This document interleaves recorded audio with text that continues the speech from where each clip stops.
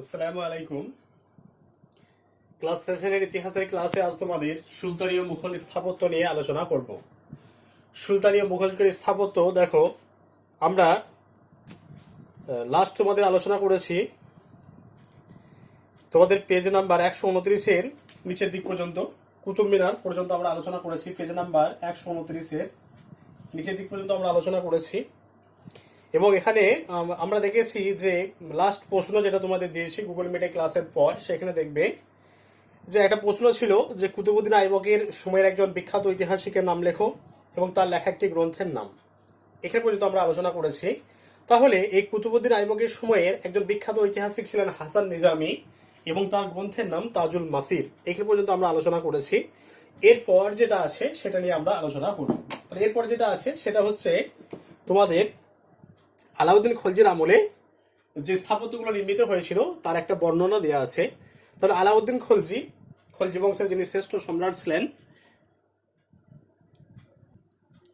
আলাউদ্দিন খলজি যিনি খলজি বংশের শ্রেষ্ঠ সুলতান ছিলেন, তিনি এই আলাই দরওয়াজা নামে একটা স্থাপত্য নির্মাণ করেছিলেন। আলাই দরওয়াজা, এই আলাই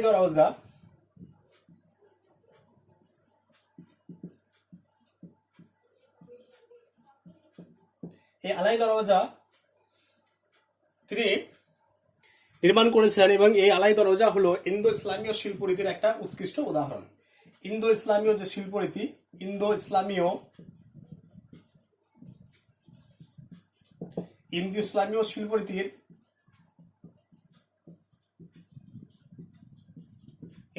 শিল্পরীতির একটা উদাহরণ হলো এই আলাউদ্দিন খলজি নির্মিত আলাই দরজা। তাহলে ইন্দো ইসলামীয় শিল্পরীতি আমি আগে বলেছি যে দিল্লির সুলতানরা ভারতবর্ষে আসার পরে ভারতের যে শিল্পরীতি, সেই ভারতের শিল্পরীতির সঙ্গে ইসলামীয় শিল্পরীতির সংমিশ্রণে যে নতুন একটা শিল্পরীতির সূচনা হয়েছিল ভারতবর্ষে, তাকে বলা হয় ইন্দো ইসলামীয় শিল্পরীতি। এই ইন্দো ইসলামীয় শিল্পরীতির একটা উৎকৃষ্ট উদাহরণ হচ্ছে আলাউদ্দিন খলজি নির্মিত আলাই দরজা। এই আলাই দরজা লাল বেলেপাথর দিয়ে তৈরি করা হয়েছিল।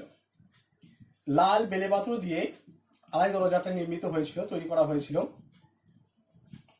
এবং এই আলাই দরজার একটা অন্যতম বৈশিষ্ট্য হলো এই আলাই দরজার গায়ে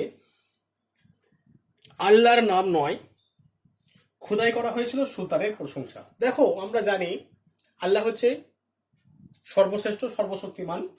তাহলে তখনকার দিনে যারা সুলতান ছিলেন তারা আল্লাহর প্রশংসা করতেন স্থাপত্যের গায়ে। কিন্তু এই আলাউদ্দিন খলজি তিনি কি করলেন, আল্লাহর প্রশংসা খোদাই না করে তিনি নিজের যে প্রশংসা, সেই প্রশংসাগুলো তিনি খোদাই করেছিলেন। ঠিক আছে, নিজের প্রশংসাগুলো তিনি কিন্তু এই আলাই দরজার গায়ে তিনি খোদাই করেছিলেন। আর এই আলাই দরজাও কিন্তু এই কুতুব চত্বরেই তৈরি হয়েছিল। কুতুব মিনার আমরা দেখেছি যে কুতুবউদ্দিন আইবক যে কোয়াতুল ইসলাম মসজিদটা নির্মাণ করেছিলেন, তার যেটা মিনার সেটা কুতুব মিনার নামে পরিচিত। এবং এই আলাই দরজাটাও কিন্তু এই কুতুব মিনারের চত্বরে নির্মিত হয়েছিল।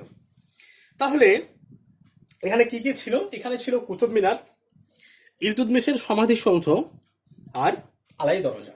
তাহলে এই কুতুব চত্বরে এই তিনটে স্থাপত্য নির্মিত হয়েছিল। তাহলে কুতুব মিনার তো আছেই, কুতুব মিনার, আলাই দরজা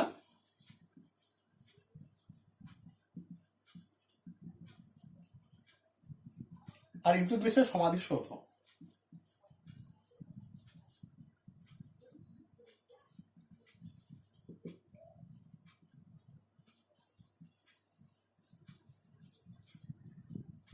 দেখো, তাহলে কুতুব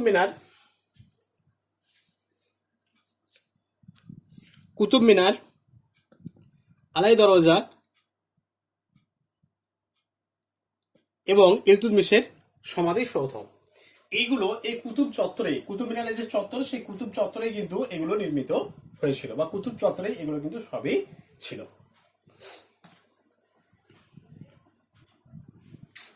এরপর আছে তুঘলক বংশের সুলতানরা তারা শহর পরিকল্পনায় দক্ষতা দেখিয়েছিলেন।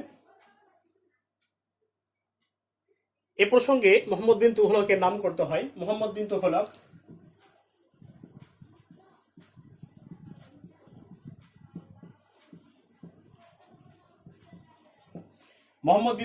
দেখো, মোহাম্মদ বিন তুঘলকের পরিচয় আমরা আগে দিয়েছি যখন সুলতানি যুগ পড়িয়েছি।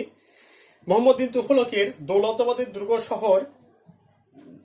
শহরে তার একটা ছাপ, দুর্গ শহরে একটা পরিকল্পনা ছাপ দেখতে পায়। সুন্দর পরিকল্পনা করে তারা শহরগুলো তৈরি করেছিলেন। তাহলে এই দৌলতাবাদ কি? দেবগিরি, দক্ষিণ ভারতের দেবগিরি। এই দেবগিরি তিনি নামকরণ করেছিলেন কি? দৌলতাবাদ। তিনি এখানে তার রাজধানীটা স্থানান্তর করেছিলেন। তাহলে এই মোহাম্মদ বিন তুঘলক এই দেবগিরিতে তিনি রাজধানীটা স্থানান্তর করেছিলেন এবং এই জায়গাটার নাম দিয়েছিলেন কি? দৌলতাবাদ। এবং এই দৌলতাবাদ ছিল একটা উন্নত নগর পরিকল্পনা যুক্ত শহর। দৌলতাবাদ হচ্ছে একটা উন্নত নগর পরিকল্পনা যুক্ত শহর, দৌলতাবাদ। আবার ফিরোজ শাহ তুঘলকের ফিরোজাবাদও ছিল একটা সুন্দর পরিকল্পনা যুক্ত শহর। সমাধিসৌধ বানানোর প্রতিও তুঘলক সুলতানরা মনোযোগী ছিলেন। দিল্লি তুঘলকাবাদে গিয়াসউদ্দিন তুঘলকের সমাধি এখানে ছিল। খাড়া দেওয়ালের বদলে গম্বুজ বসানো ঢালু দেওয়াল ছিল এর বৈশিষ্ট্য। তাহলে গিয়াসউদ্দিন তুঘলকের যে সমাধিসৌধ, সেই সমাধিসৌধতে গম্বুজ, খিলান এবং গম্বুজ আমরা জানি। দেখবে আগেকার দিনে যে মসজিদগুলো আছে বা মসজিদগুলো ছিল আগেকার দিনে, সেই মসজিদের দেখবে বিশাল উঁচু উঁচু সে গম্বুজ থাকতো, গম্বুজওয়ালা মসজিদ। কিন্তু আজকের দিনে যারা মিস্ত্রি তারা কিন্তু সেরকম আগেকার দিনের মতো গম্বুজওয়ালা মসজিদ এখন আর সেরকম বানাতে তারা পারে না। তাহলে তখনকার দিনে এই গম্বুজওয়ালা মসজিদ ছিল। দেখো, তাহলে এই যে গিয়াসউদ্দিন তুঘলকের যেটা সমাধিসৌধ, সেই সমাধিসৌধ এখানে যে আগেকার যেগুলো সমাধিসৌধ সেগুলোতে খাড়া দেওয়াল ছিল, কিন্তু এখানে খাড়া দেওয়ালের বদলে গম্বুজ বসানো দেওয়াল তৈরি ছিল। এখানে গম্বুজ বসানো হতো এবং গম্বুজ বসানো দেওয়াল কিন্তু এই গিয়াসউদ্দিন তুঘলকের সমাধিসৌধতে আমরা দেখতে পাই। দেখো, লোদি বংশে যারা সুলতান ছিলেন তাদের ইন্দো ইসলামীয় স্থাপত্য রীতিতে একটা অন্যতম বৈশিষ্ট্য যুক্ত হয়েছিল। লোদি বংশের আমরা জানি বহুলক লোদি ছিলেন লোদি বংশের প্রতিষ্ঠাতা এবং ইব্রাহিম লোদি ছিলেন এই বংশের শ্রেষ্ঠ শাসক। তাহলে লোদি বংশের যারা সুলতান ছিলেন তারাও কিন্তু এই ইন্দো ইসলামীয় রীতিতে তারা সমাধিসৌধ নির্মাণ করেছিলেন। কিন্তু তাদের যে সমাধিসৌধ তার একটা অন্যতম বৈশিষ্ট্য হলো আটকোনা সমাধিসৌধ।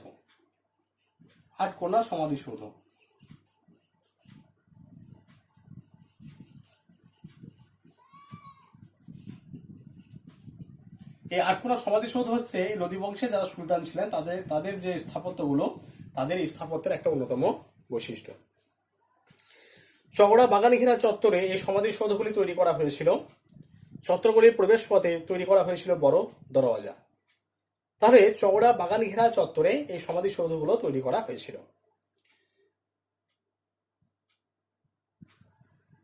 তাহলে এই লোদি বংশ পর্যন্তই সুলতানি যুগের শাসন শেষ। আমরা জানি যে ইব্রাহিম লোদিকে 1526 খ্রিস্টাব্দে পানিপথের প্রথম যুদ্ধে জহিরুদ্দিন মোহাম্মদ বাবর পরাজিত করে এবং লোদি বংশের সমাপ্তির সঙ্গে সঙ্গে লোদি বংশের পতনের সঙ্গে সঙ্গে ভারতবর্ষে কি হয়েছিল? সুলতানি যুগের পতন ঘটেছিল। এরপর আমরা মুঘল যুগের স্থাপত্য কি কি ছিল সে সম্পর্কে জানব। মুঘল যুগের স্থাপত্য,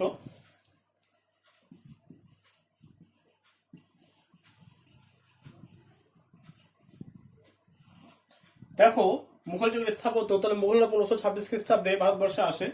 জহিরুদ্দিন মোহাম্মদ বাবরের হাত ধরে মুঘলরা ভারতবর্ষে এসেছিল। তাহলে মুঘলরা যখন ভারতবর্ষে আসে তখন ভারতবর্ষের বিভিন্ন জায়গাতে ইন্দো ইসলামীয় শিল্পরীতির বেশ কিছু সমাধিসৌধ নির্মিত হয়েছিল। সমাধিসৌধ শুধু নয়, বেশ কিছু স্থাপত্য সেই সময় নির্মিত হয়েছিল এবং এই স্থাপত্য শিল্পের একটা বিরাট বদল ঘটেছিল এই মুঘল সম্রাটরা যখন ভারতবর্ষে আসেন তারপর।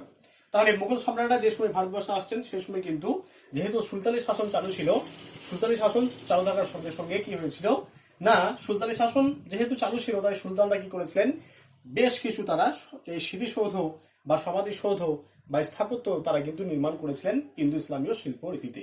কিন্তু যখন মুঘলরা যখন ভারতবর্ষে আসেন এবং তারা যখন শাসনভার নিজেদের হাতে তুলে নেন, তখন এই স্থাপত্য রীতিতে একটা বিরাট একটা আমূল পরিবর্তন ঘটে যায়।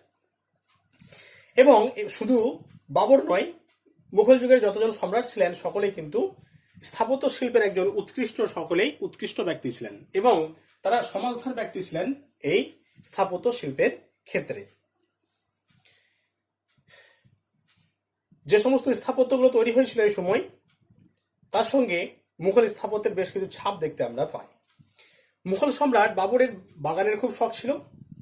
4 ভাগে ভাগ করা একরকম সাজানো বাগান মুঘল আমলে বানানো হতো, একে বলা হচ্ছে চাহার বাগ। তাহলে চাহার বাগ দেখো, তাহলে এরকম একটা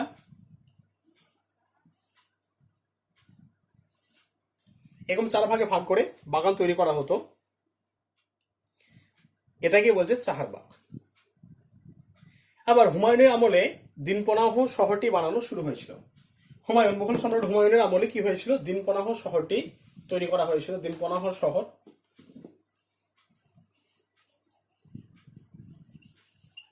এই দিনপনাহ শহরটি মুঘল সম্রাট হুমায়ুনের সমলে তৈরি করা হয়। আফগান শাসক শেরশাহ সাসারামে এবং দিল্লিতে কয়েকটি স্মৃতিসৌধ বানিয়েছিলেন। সাসারামে শেরশাহ নিজের জন্য একটা স্মৃতিসৌধ নির্মাণ করেছিলেন, যেটাকে তাজমহলের পূর্বসূরি বলা হয়। তাহলে আমরা জানি শের খান বা শেরশাহ সম্পর্কে আমরা আগে জেনেছি। তাহলে শের খান কি করেছিলেন, তিনি শেরশাহ সাসারামে তার নিজের একটা স্মৃতিসৌধ নির্মাণ করেছিলেন। সাসারামে নিজের একটা স্মৃতিসৌধ নির্মাণ করেছিলেন, মানে নিজে জীবিত থাকা অবস্থাতেই স্মৃতিসৌধটা তিনি তৈরি করে গিয়েছিলেন জীবিত অবস্থাতেই। তাহলে এই স্মৃতিসৌধ পরবর্তীকালে যেটা তাজমহল নির্মিত হয়েছিল, তাজমহল মুঘল সম্রাট শাহজাহান যে তাজমহল তৈরি করেছেন, সেই তাজমহলটা কিন্তু এই শেরশাহের যে সাসারামের স্মৃতিসৌধ তাকে নকল করে তাজমহলটা নির্মাণ করা হয়েছিল। এ কারণে এই শেরশাহের সাসারামের স্মৃতিসৌধকে তাজমহলের পূর্বসূরি বলা হয়। অর্থাৎ মানে পূর্বসূরি বলতে এই শেরশাহের সাসারামে নির্মিত স্মৃতিসৌধকে দেখেই কিন্তু তাজমহলটা নির্মিত হয়েছে।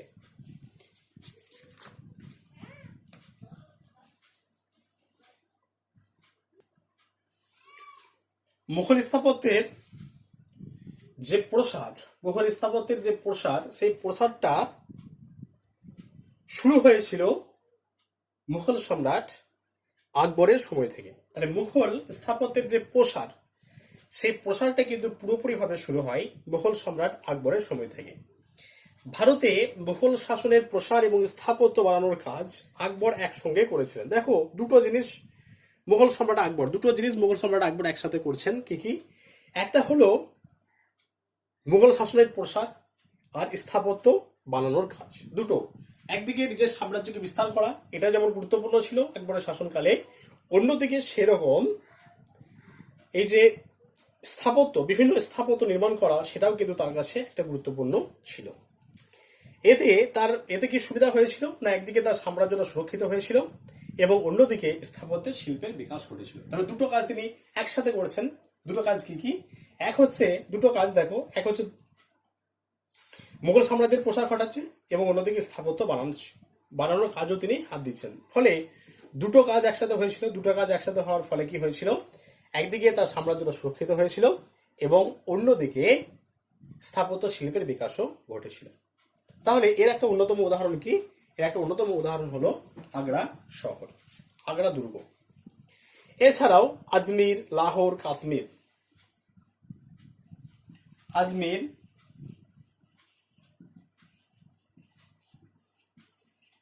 লাহোর,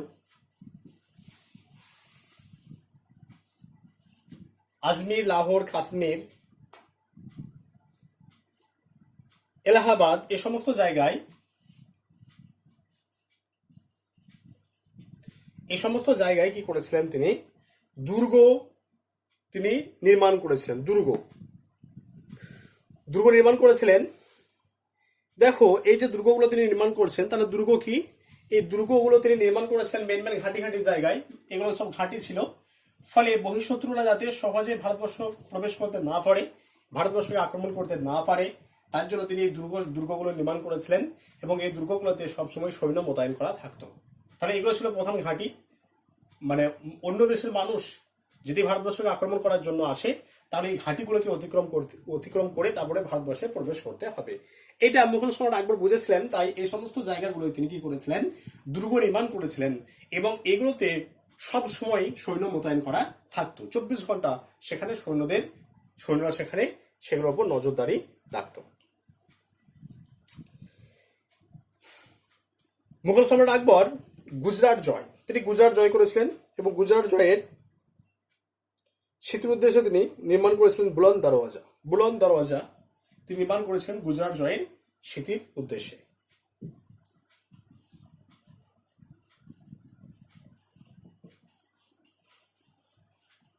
বুলন্দ দরওয়াজা, এই বুলন্দ দরওয়াজা তিনি গুজরাট জয়ের স্মৃতির উদ্দেশ্যে নির্মাণ করেছিলেন। দেখো ফতেপুর সিক্রির ব্যাপারে আগে আমরা আলোচনা করেছি। তার নতুন রাজধানী তিনি সেখানে স্থাপন করেছিলেন, ফতেপুর সিক্রি, এবং তার প্রাসাদ, মসজিদ, মহল, দরবার আকবরের স্থাপত্য শিল্পের শ্রেষ্ঠ নমুনা। মুঘল সম্রাট আকবর তিনি ছিলেন উদার মন আর সৌন্দর্য নিয়ে তিনি এই ফতেপুর সিক্রিটাকে তৈরি করেছিলেন। ভারতের নানা প্রদেশের স্থাপত্য রীতি মিশে গেছে সিক্রিতে। দেখো ফতেপুর সিক্রিতে ভারতবর্ষের বিভিন্ন স্থাপত্য রীতি, বিভিন্ন জায়গার স্থাপত্য রীতি, সারা ভারতবর্ষের স্থাপত্য রীতি একরকম নয়, তাহলে বিভিন্ন জায়গার যে স্থাপত্য রীতি, সেই স্থাপত্য রীতি এই ফতেপুর সিক্রিতে মিশে গেছে।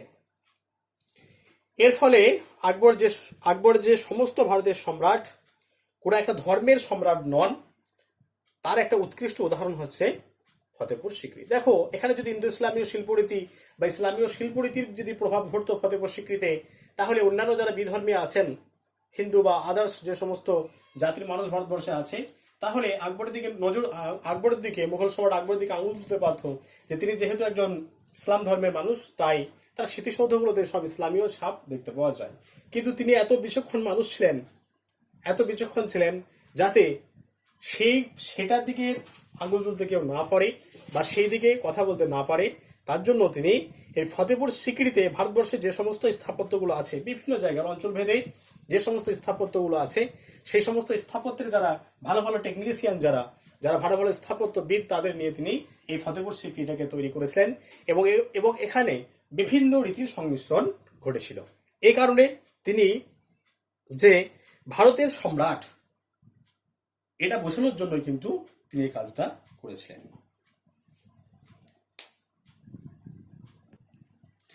মুঘল সম্রাট জাহাঙ্গীরের সময়ে বাগান বানানোর উদ্যোগ শুরু হয়েছিল। মুঘল সম্রাট জাহাঙ্গীরের সময়ে বাগান তৈরির উদ্যোগ শুরু হয়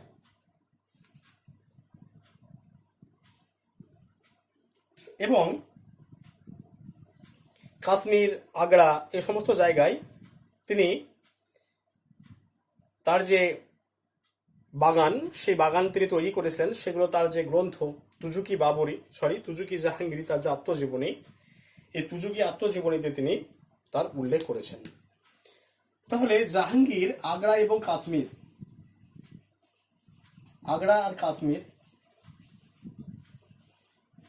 এই দুটো জায়গায় তিনি যে বাগান তৈরি করেছিলেন,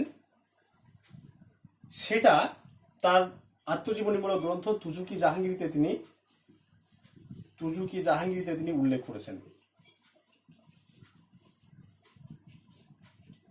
এই তুজুকি জাহাঙ্গীরি তার আত্মজীবনী, সে আত্মজীবনীতে তিনি উল্লেখ করেছেন। দেখো এখান থেকে একটা প্রশ্ন আসে, পিয়েত্রাদুরা কি? ইম্পর্টেন্ট প্রশ্ন, পিয়েত্রাদুরা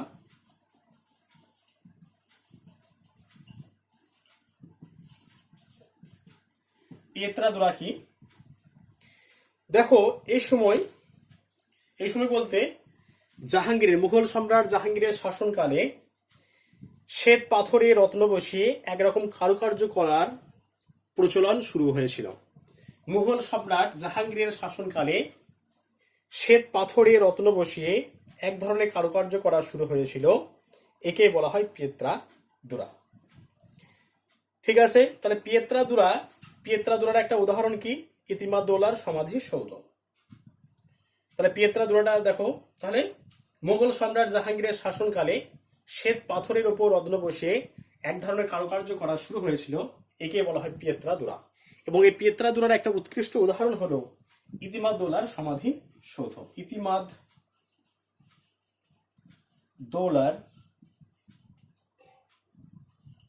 ইতিমাদ-দৌলার সমাধি সৌধ।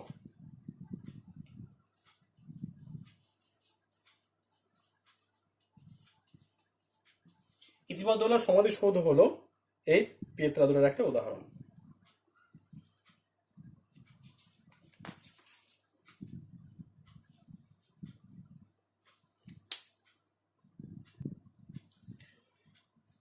মুঘল যুগের যে সমস্ত স্থাপত্য শিল্পগুলো আছে তার মধ্যে সর্ব উৎকৃষ্ট বা সর্বশ্রেষ্ঠ হলো মুঘল সম্রাট শাহজাহান নির্মিত তাজমহল।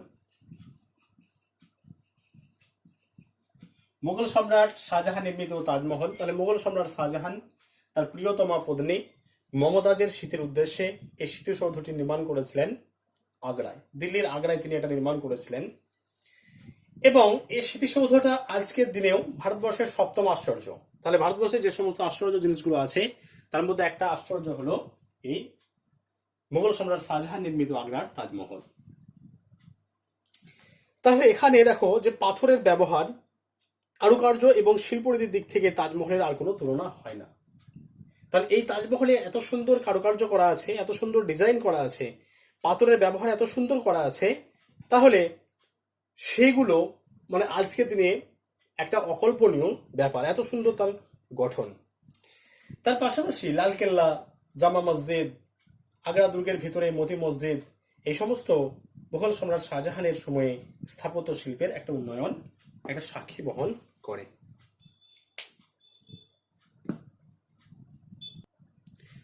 দেখো তাহলে এই তাজমহল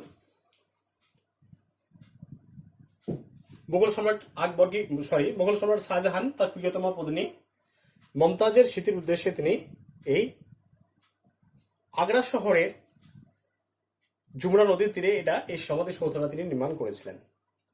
এখানে পারসিক যে স্থাপত্য শিল্প, পারসিক স্থাপত্য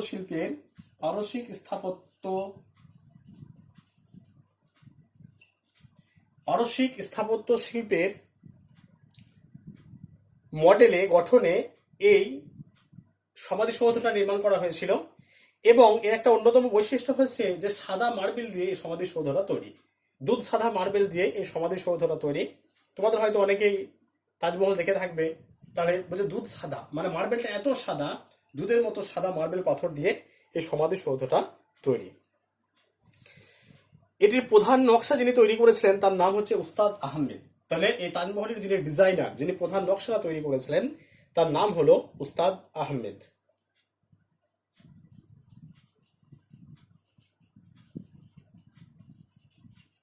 উস্তাদ আহমেদ এটা তৈরি করেছিলেন। এটা কাজ শুরু হয়েছিল 1631 খ্রিস্টাব্দে আর শেষ হয় 1653 খ্রিস্টাব্দে। 1631 খ্রিস্টাব্দে কাজ শুরু হয় আর শেষ হয় 1653 খ্রিস্টাব্দে। তাহলে কত বছর লাগছে? 22 বছর সময় লেগেছিল তৈরি করতে। 1631, 1653, ঠিক আছে।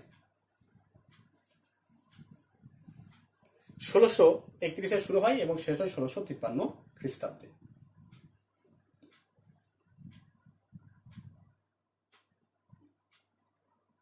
বাইশ বছর এটা সময় লাগে। তাহলে মুঘল সম্রাট শাহজাহানের আর যে সমস্ত স্থাপত্যগুলো গুরুত্বপূর্ণ তিনি যেগুলো নির্মাণ করেছিলেন সেগুলো কি কি ছিল? তার মধ্যে অন্যতম ছিল দিল্লির লালকেল্লা,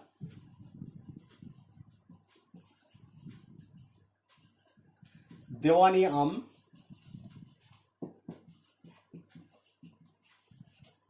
দেওয়ানি খাস,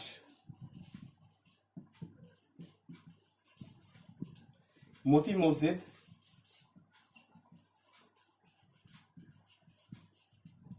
দেওয়ানি আম, দেওয়ানি খাস, মতি মসজিদ, জামা মসজিদ, খাজমহল, শীষমহল,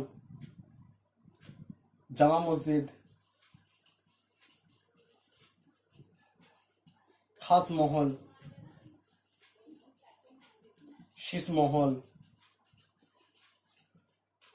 এগুলো ছিল শাহজাহানের অন্যতম স্থাপত্য কীর্তি।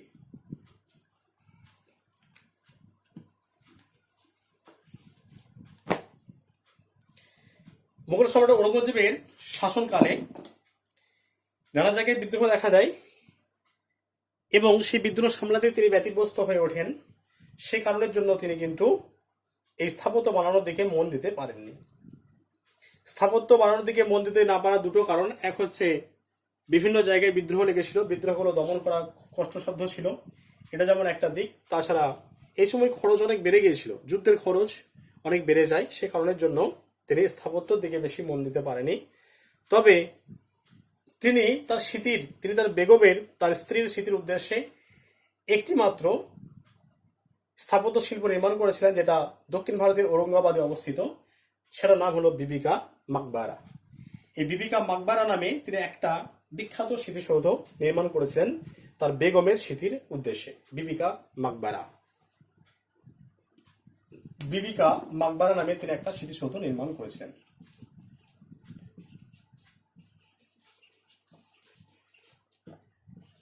বিবিকা মাকবারা নামে তিনি একটা স্মৃতিসৌধ নির্মাণ করেন তার স্ত্রীর, তার বেগমের স্মৃতির উদ্দেশ্যে।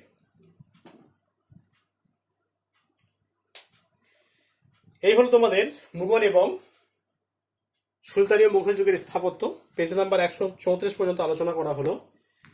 134 পেজ নাম্বার 134, 134 পর্যন্ত তোমাদের আলোচনা করা হলো টেক্সট বইয়ে। যাদের টেক্সট বই আছে তারা দেখে নেবে। পেজ নাম্বার 134 পর্যন্ত আলোচনা করা হলো। আজকে যে আলোচনা করা হলো সেই প্রশ্নগুলো আমি তোমাদের ভিডিও পাঠানোর সঙ্গে সঙ্গে টাইপ করে পাঠিয়ে দেবো। এখানে আর লিখছি না, ভিডিওটা অনেক লেন্থি হয়ে যাবে, অনেক বড় হয়ে যাবে, সেই কারণে এখানে আর প্রশ্নগুলো দিচ্ছি না। আমি ভিডিওর সঙ্গে সঙ্গে তোমাদের গত ক্লাসে যেভাবে টাইপ করে পাঠিয়েছিলাম কোশ্চেন, সেভাবে পাঠিয়ে দিচ্ছি। এই প্রশ্নগুলো লিখতে গেলে আরও ভিডিওটা 10 মিনিটের বড় হয়ে যাবে। ভিডিওটা সবাই ভালো করে দেখবে। নেক্সট তোমাদের ক্লাস আছে লাইভ ক্লাস। সেই লাইভ ক্লাসে যদি এই ভিডিওর যদি কিছু অসুবিধা হয়, কিছু বুঝতে না পারো, লাইভ ক্লাস যেদিন আসে সেদিন বলবে, আমি বুঝিয়ে দেওয়ার চেষ্টা করব। ভিডিওগুলো সবাই ভালো করে দেখবে। এইভাবে আমাদের এখন এগিয়ে যেতে হবে। আবার তোমাদের সামনে পরীক্ষা আছে, নিশ্চয়ই নোটিশ তোমাদের দেবে। পড়াশোনাটা সবাই ঠিকঠাকভাবে চালিয়ে যাও। স্কুল কবে খুলবে সে সম্পর্কে তো কিছু বলা যাচ্ছে না, অতএব পড়াশোনাটা কিন্তু বাড়িতে থেকেই ভালোভাবে করতে হবে। ঠিক আছে।